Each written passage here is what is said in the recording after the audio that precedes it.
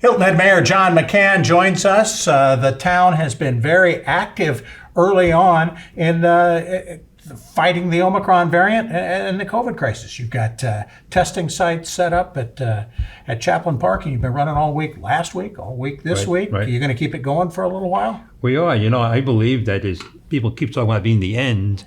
I'm not sure where the end is. I don't think anybody is. But in the meantime, though, we should get back to the original principles of keep your mask on all the time, keep social distancing, wash your hands. Sounds like a broken record, but it's not. It's very much in play today that you have to do that kind of stuff. And I also believe that we're starting to get cabin fever. Everybody wants to come out of the house at the same time. And I understand that. Just be careful when you're doing it along the way. Yeah. Be careful what groups you're in. Be careful to make sure you know the people that you're with. Like we're going to Columbia next week for the Municipal Association meeting. And we've gone up with our whole council except for one. And I've picked out meetings that I want to go to that there won't be a lot of people. I mean, it's probably not the best way to go to a meeting, pick out the least amount of people, but I don't want to be in a group with hundreds, if not thousands of people. I don't want to be there. What are the meetings that you're concerned about? What are the areas in that meeting, or when you get together for 2-3 days to get together? I'm interested in the update we get from the staff of the Municipal Association about what's going on in the Senate and in the House in Columbia, because they have the best insight of what's going on along the way. I'm interested in that. I'm interested if the Municipal Association has any new plans coming out this year that they can help us with locally along the way. And I'm interested in talking to the other mayors throughout the state and see how they're handling the situation. I'm sure we're all in the same place, but I'd like to know what everybody else is doing too. Yeah. You can all be in the same place and have a whole lot of different ideas on where you're going. Exactly from there. We also talked a couple of weeks ago about the potential of the park, the Northland Park up at the north end of the island. You said you were going to be meeting last week with the consultants on that park. What did they come back with? And can folks start to maybe visualize what might happen up there? We met last week. The consultants, their whole team was in with individual council members. Okay. I guess by the end of the 6 meetings, I could have gave the presentation. But I learned a lot. You learn a lot, not so much from the consultants, but from the questions that the councilmen asked the consultants. It's still being driven to be a passive park. It's still being driven to be some place where people could come and relax with the waterways and the art that's there, the art of the community and everything. And it's also a place where we should have some bandstands, band shells with people to have music, and an open field where kids can kick the football around, the soccer ball around, and a meeting hall somewhere along the way for people to use. But there should be no organized sports there. This is my personal opinion. There should be no organized sports there, or there should be if any, minimal amount of stuff that's going to make noise for everybody else. So make it different from the other parks that you've got that do have games and sports and activities going on.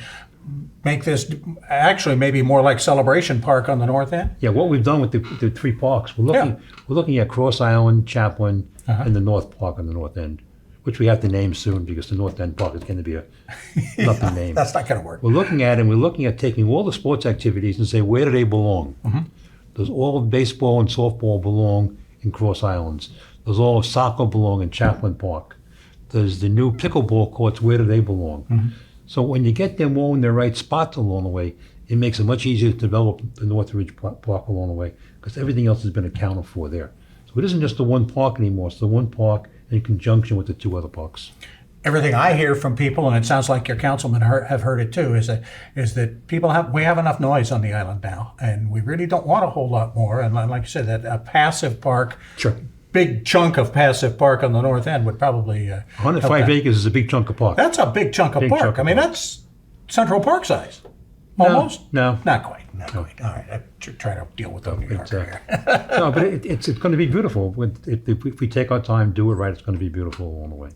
What is the time frame on the park? The kind of rough idea of when you'd like to, okay, here's what we're going to do, and then, what are we looking, 2 years down the road, 3 years down the road? Well, I'm hoping to put a shovel in the ground by October, November. Okay.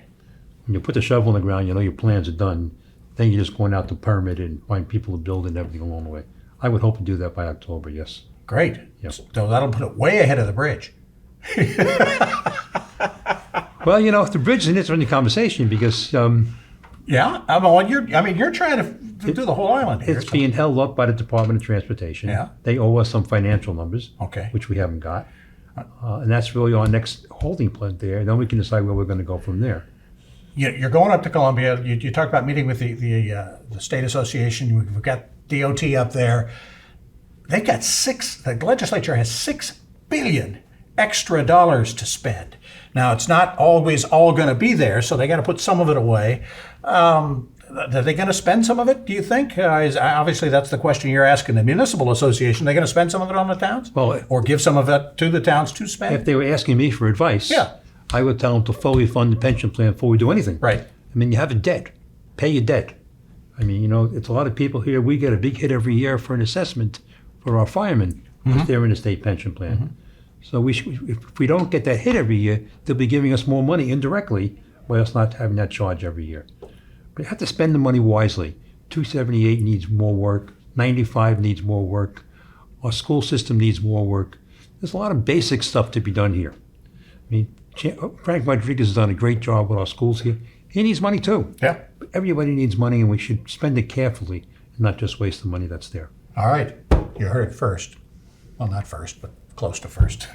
Mayor John McCann, thanks so much for joining us. I hope there's a spring training trip in it for you in February. I'd be really disappointed if there wasn't baseball in the spring. It's going to be something. All right. We appreciate it. Thanks again. Thanks again.